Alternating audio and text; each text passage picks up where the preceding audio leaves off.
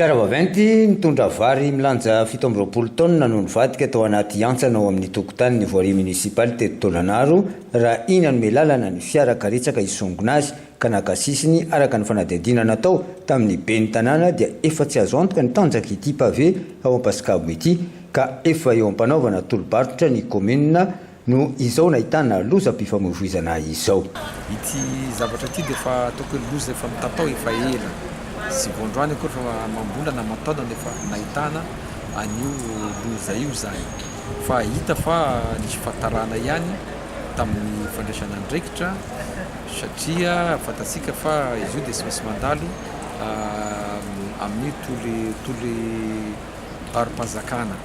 Ka dia loza anton'izay zany dia ohatrany hoe lasa mitatao loza ihany ny vahoaka ka dia izao moa zany no zavatra miseho. Manoloana izany dia tsy maintsy mandray ny andraikiny amin'ny fitadiavana vahaolana maika ny ben'ny tanàna araka ny nambarany hatrany.